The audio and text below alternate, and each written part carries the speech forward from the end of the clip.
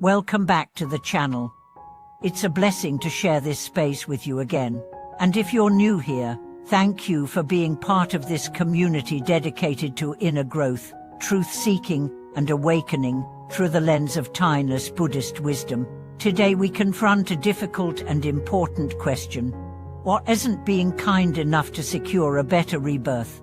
Why doesn't goodness alone guarantee liberation? And if you're diligent in your efforts, does that automatically lead to transcendence? These questions can stir up discomfort.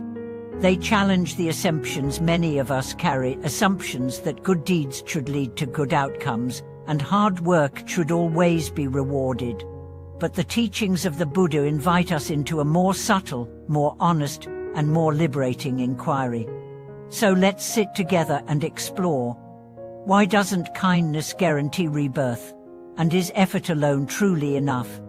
Let's begin with a common story. A man named Wei had spent his entire life helping others. He ran a free clinic for the poor, gave away much of his income, and lived simply. When he fell ill, he faced his diagnosis with peace, but his friends struggled. They kept saying, "If anyone deserves peace in death, it's you." As Wei's health declined, he continued to chant the Buddha's name. When he passed, his face was calm. But still, many around him asked, why would someone so kind suffer? Why didn't he get a better fate? Here we must pause. Because the very question, why didn't he get what he deserved, reveals a deep misunderstanding about karma, rebirth, and spiritual cultivation. In Buddhism, karma is not a vending machine. It's not a matter of depositing good deeds and expecting pleasure in return. Karma is about causes and conditions. It's complex, layered, and often stretches across lifetimes. Let's explore that. Imagine planting a seed. You water it, give it sunlight, protect it from pests. But whether it sprouts quickly or slowly depends on many unseen factors: the quality of the soil, the weather, the timing. Similarly, your good deeds are seeds, but their ripening depends on conditions you may not control. And more importantly, on the clarity of your mind and the purity of your intent. This is where the deeper teaching begins. You can be outwardly kind, but inwardly still grasping. You can serve others, but still cling to the identity of the helper. You can give generously, but still be attached to recognition or reward.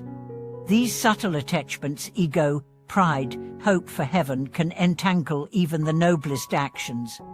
This is not to discredit kindness, but to invite us into a deeper kindness, one that is free of self, rooted in wisdom, and aligned with liberation. Let me share another story. There was a nun named Meerling who spent decades in disciplined practice. She meditated daily, served her community, and upheld her vows with precision, but she was often stern, harsh with herself, and impatient with others who seemed less dedicated. One day, a traveling monk observed her and said, "Sister, your body is still, your mouth is quiet, but your heart is loud." At first, she was offended, but over time, she began to see it. Her effort was real, but it was wrapped in judgment, fear, and control.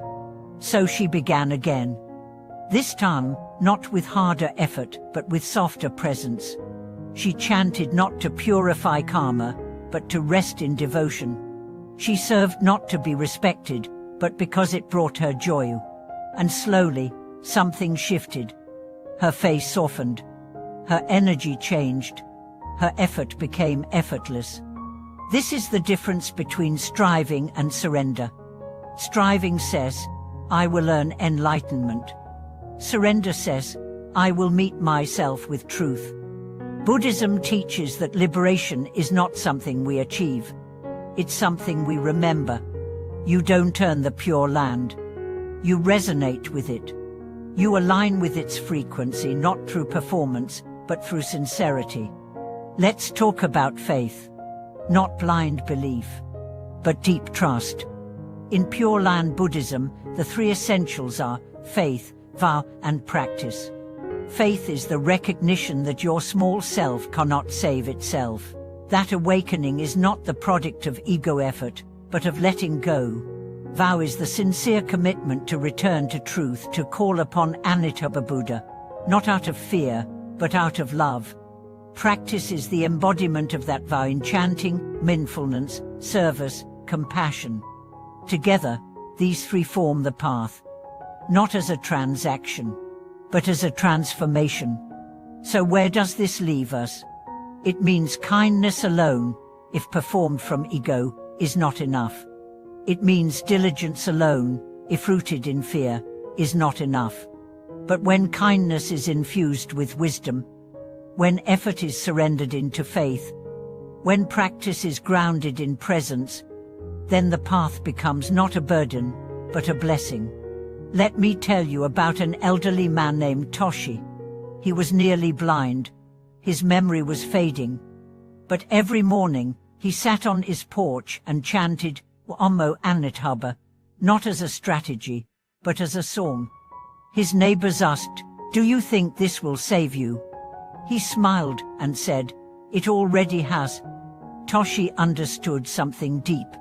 Liberation is not just a future destination.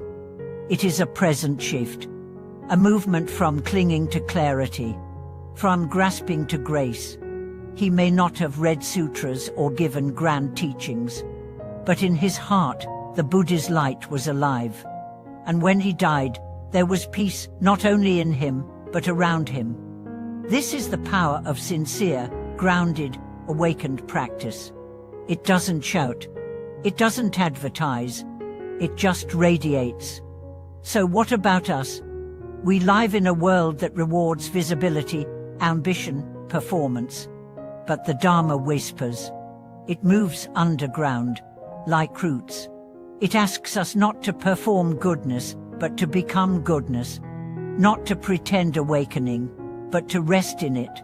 And so I ask you, where is your kindness coming from?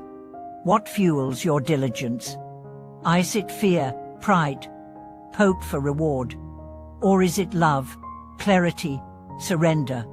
The answers matter not to judge, but to guide. Because your inner landscape shapes your outer path. A smile from ego is not the same as a smile from freedom. A prayer for gain is not the same as a prayer of gratitude.